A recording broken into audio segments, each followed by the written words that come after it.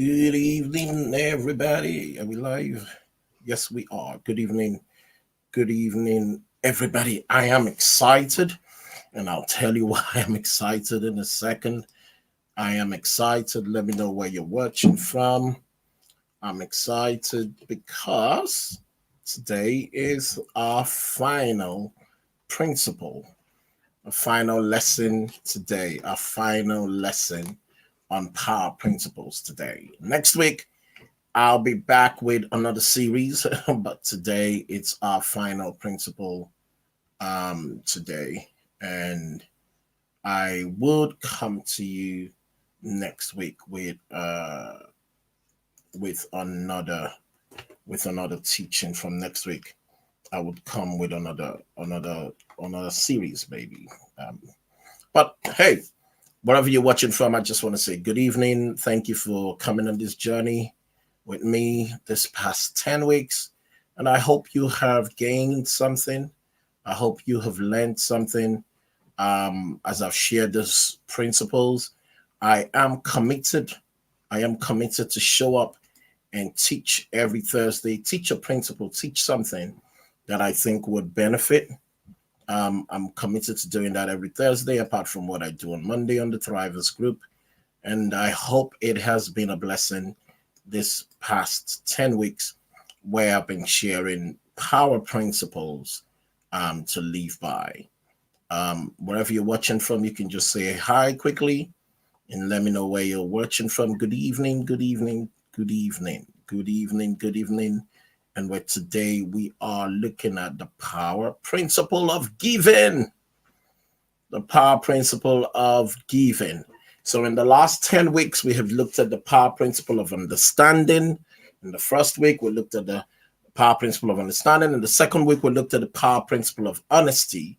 In the third week, we looked at the power principle of vision. In the fourth week, we looked at the power principle of persistence. In the fifth week, we looked at focus. The sixth week, we looked at courage. Seventh week, we looked at intuition. Then I flipped it. In the ninth week, in the eighth week, we looked at faith. Last week, we looked at leadership. And today, we are looking at giving. So, is there anyone who is watching actually out of curiosity? Is there anyone who's watching who's actually followed the whole 10 principles? Anyone? Just out of curiosity, you've actually followed the 10 principles. Anyone who's watching, who's been able to follow the 10 principles? Just out of curiosity, let me know. So once again, it's Aaron T. Aaron. Hello and welcome. And I would like to focus this last lesson in the Power Principles series on giving. Now, the thing is this: we are familiar with the saying or sayings such as give to get or give and you shall receive, right? We know that give to get, give and you shall receive.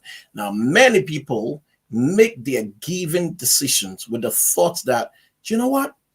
I'll give to be in good standing. The reason why I give is so that I can have friends, or the reason why I give is so that I'm in good standing with somebody, or I'll give because what I put out comes back to me. Well, listen, I've got some bad news for you today. That all sounds like a lot. That sounds like a lot. Like it sounds like horse trading. So it sounds like horse trading. It sounds like horse trading to me rather than real giving. In my opinion, see, giving is not something like, when we watch the TV telethons where because you gave, they're going to send you a bag in return for your pledge. No, is it like, when you buy a raffle ticket from, say, Boy Scouts with the possibility of maybe winning a car? That's not the kind of giving I'm talking about. The kind of giving I'm talking about in this lesson is an act of the heart. Giving has to come from the heart, demonstrating all the virtues of the heart, which are generosity. Giving has to come from generosity. Giving has to come from love. Giving has to come from faith. Giving has to come from gratitude.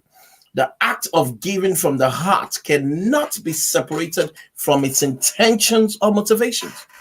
The heart of giving, the act of giving from the heart cannot be separated from its intentions or motivations. To start, this means that you don't give with the purpose of getting something in return. One motivation of giving from the heart is the full recognition and thankfulness for all that we have. In this way, giving is the result of focusing on our true wealth in every area of our lives from which we can give. Right? With this type of giving, you will not only be nurturing gratitude, but you'll be nurturing trust. And trust you would always have more than what it is that you want. You know, that trust that, look, it doesn't matter. I'm going to give knowing that I would always have more than what I want. So you can always afford to give more to others, because in giving and you shall receive, not just because God or the laws of reciprocity or universal laws or universal power will someday reward you for the goodness and kindness that you've extended.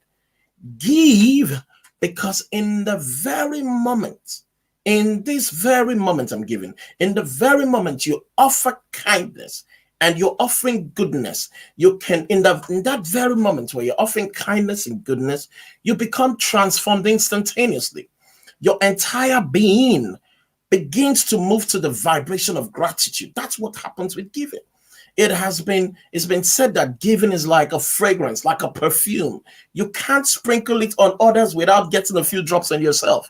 Have you ever sprayed anything and not feel the smell on yourself, right? Or the fragrance on yourself? That's exactly what giving is like. The moment you give truly from your heart, there's an immediate and profound sense of wellness. There's an immediate and profound sense of goodness. There is this satisfying and harmonious state to be in. Yeah, you know what? Only few people allow themselves the time to really live and come from this place of giving. Instead, they forego the true rewards of giving because they're expecting something in return. Let's not be people that are given because we're expecting something in return. A writer called Bob Bog wrote a wonderful book called The Go-Giver. He speaks of this idea as a foundational law in business and as a way of life in every area of our lives. The premise of Bob's book, Go-Giver, is that we need to be relentless go-givers. See, guys, when you give, you enter into a vibration of something greater than yourself. You become aligned with replenishing laws of the universe. And the universe responds in overwhelming fashion as though a million invisible hands are at work on your behalf. Listen, your circumstances begin to change. The attitude of those around you begin to change. Your outlook changes. In short, through giving from your heart, you begin to walk in line with the working forces of life, of nature, of this universe, and you will begin to operate in its most functional, productive, and rewarding state. After all, giving is a part of human nature. It's necessary. Giving is necessary for our survival. So when I look back at my own life, and now I realize that every opportunity that I've been given, listen, every opportunity in life that I have been given, even right now, is an opportunity. Every opportunity that I've been given was a result of someone given in some form or fashion to me. I would not have the opportunity to be on Facebook, to be on YouTube, to be on Instagram, to get this message across to you right now if someone did not give their time and their intellect to create these channels. I would not be on Facebook right now. I would not be able to reach you right now if somebody did not create the laptop and the phones that I'm connecting to you through. So every time I look back at my own life, I realize that every opportunity that I've been given, the outfit I wear, whatever, my everything about me is as a result of someone who has given something, given their time, given their skill, given their creativity in some form of fashion to me. And when we witness an act of true giving, whether we are the givers or the receivers or the observers of the act, we're filled with warmth, smiles, and at times we even move to tears, right? You know, and I haven't watched this for a while. An excellent illustration of giving is the show Extreme Makeover. I don't know if anybody's seen it. Extreme Home makeovers, or when you watch The Secret Millionaire, things like that. Those are the type of things I like to watch on TV. We can see giving in a way that changes someone's life forever. It not just only changes the life forever, it energizes the entire community, especially in Extreme Home Makeover. And it infuses the television audience, those of us who are ever watching, with those same emotions. When they're crying, we are crying. When they're happy, we are happy. We're joining them. We're excited about the experience they're about to get. Maya Angelou observed this type of giving as it liberates the soul of the giver. Few know how to give, and fewer know how to light themselves up through giving. Almost everyone else seems to just horse trade. Stop. A lot of us are in horse trading. We call it giving. What is in it for me is the question you would hear from people. If I give you this, what am I going to get? In our hearts, we know that when we're giving, and when we always know when we're giving and when somebody's trading with us. As Maya Angelou pointed out, the sensation of true giving, guys, is profound. And I know everyone who's watching me right now, you would have experienced this. The only reason many people wouldn't allow themselves to give in this way is what? Fear. You guessed it, fear. And this may be the reason why some don't experience that liberating joy that arises from true giving. So what are some of the obstacles placed in our path that feed our fear and hinder our giving? The first is what? Self-concern.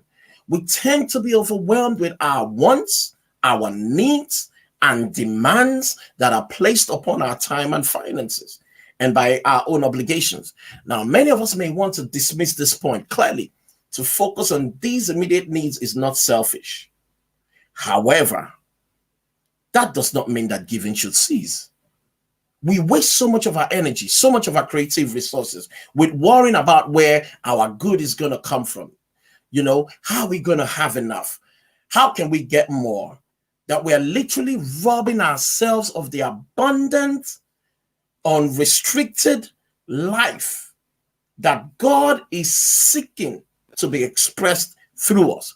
If we would only just live in harmony and live at an awareness of the Lord that governs its flow.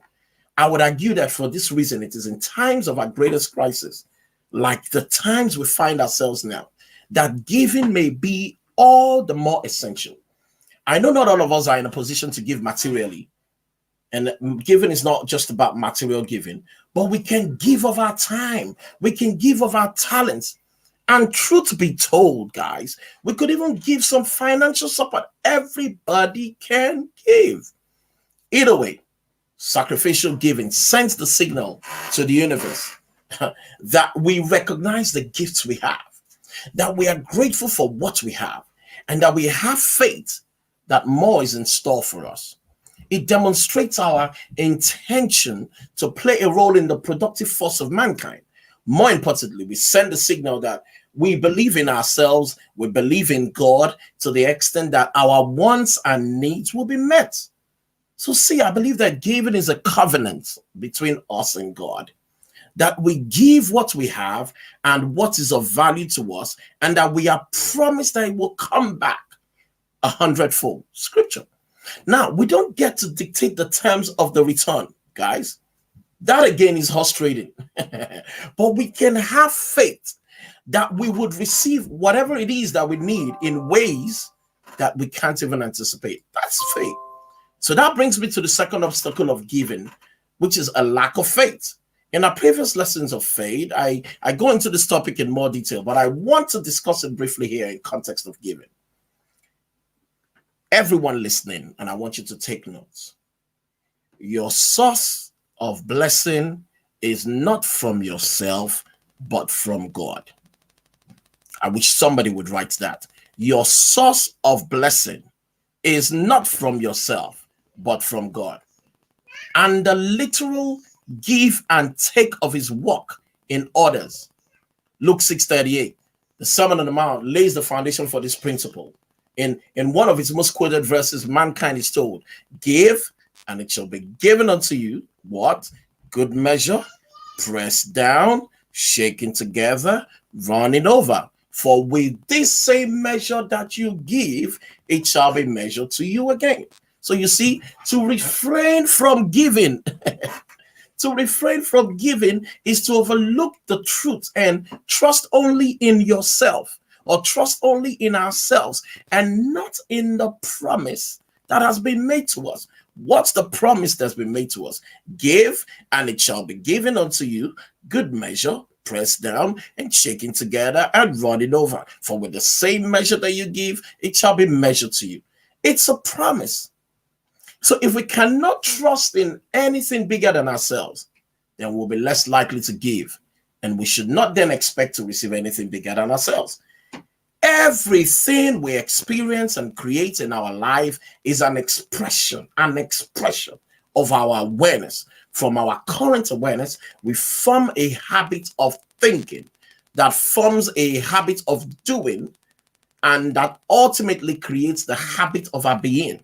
So if our being is in any way feeling limited at any level, not just financially, and that's important to understand, or limited in any way, what giving does is it shifts your awareness. It will alter it in ways that nothing else will. It will alter your entire being's vibration. And this new vibration will, over time, move you in harmony with the vibration of abundance. And the vibration of abundance and expectation of abundance is also a mindset. And it's directly opposite of scarcity, from which we tend to look at the world. It too requires a shift of our awareness, a recognition that you and I, we come from an infinite source. God, I call him the grand overall designer, instead of limiting conditions and circumstances. So when you step into your infinite potential, your infinite potentiated self, you begin to come from, live from, think from, and give from this place of abundance from your infinite source. I hope you're getting me, because this shift of awareness and vibration would alter your self-belief in ways that begins to produce results that you cannot even begin to predict. And guess what? Your cup will truly run over. So give right now. I'm not telling you to give an offering. Sounds like I'm in church. But give right now. I want you to think about someone. Pick up the phone. Call someone. Somebody who's blessed you. Somebody who's been kind to you. Somebody who's been nice to you. Somebody who just keeps pouring out to you. Somebody who's touched you. It could be an old school teacher. It could be somebody who's made an impression in your life. It could be your children.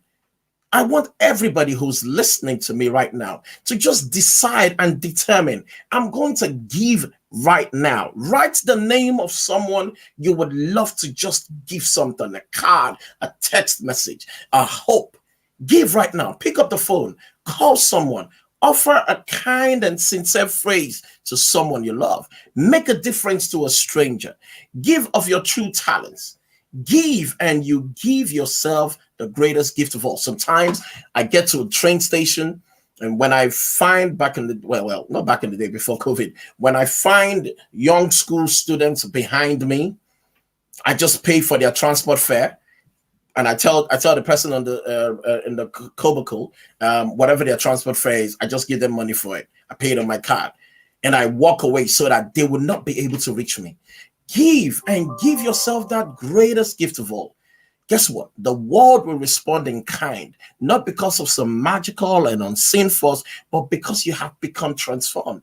And therefore, you know what? You begin to attract the qualities that you seek. It's a ripple effect. You create that ripple effect. It becomes created. Your circumstances, again, will never dictate that you can have a life that is beyond what you currently have. So listen to me, guys, and everyone who's followed these principles. Stop looking in conditions. Stop looking at your conditions and circumstances for your how. For your how is not there. Your how is in you, the way you choose to live your life. So changing our focus from what we are getting to how we are giving will cause us to live our lives in a completely different way. It will cause us to live our lives in harmony with the needs and wants of others, and in balance with your own needs and your own desires. Remember the old adage, necessity is the mother of invention. Literally, it means that the need defines the solution. In some way, our need for love, our need for friendship, satisfaction in the workplace dictates what we should give. Apply this reverse logic. We can and should set our goals based solely upon what it is that we want to give. What it is that we want to give. Doing this allows us to become the vibrational match for the outcome that we want to create. You will find that you are more creative in business and more alert to financial and personal opportunities because you've heightened your awareness of the world around you and you are now in harmony with it. The result is that you will literally have a new depth to your productivity and creativeness because your outcome is now unlimited. In closing, no matter what your circumstances are, if you practice abundant giving and operate from this place of abundance and give, and you abundance giving, you become fully equipped. When you live in this place of abundance and operate from an abundance giving, you become fully equipped to enjoy the liberty provided by the infinite source, which is God, and you can just watch the ripples grow. Once again, thank you for your time. Thank you for this past 10 weeks where we've shared power principles. We started with understanding, we started with honesty, we started with vision, we started with understanding, went to honesty, went to vision, went to persistence, went to focus, went to courage, went to intuition and faith and leadership. And we've just ended this with giving. I want to thank you for joining me in this series of the power principles. I'm going to do another variation of this just for the Instagram crowd in December. But starting from either next week, Thursday, or 2 weeks, I'll probably start a new lesson. I'm working on something. I'm working on the script at the moment on attitude. So I'm still going to be here every Thursday just serving. You know what?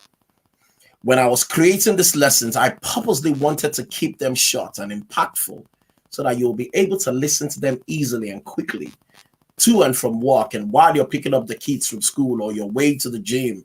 You know, without a doubt, that understanding I received from these principles and then applying them into your life has been critical to my highest achievement.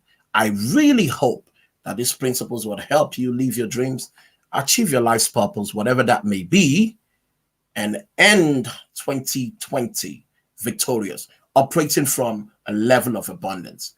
Guys, pick up the phone and give today. Pick up the phone, be a blessing to someone. Don't give because of what you will get. There is already a promise that takes care of that. All right.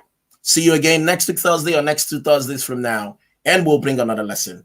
Once again, it's Aaron T. Aaron. Hold your image. Goodbye.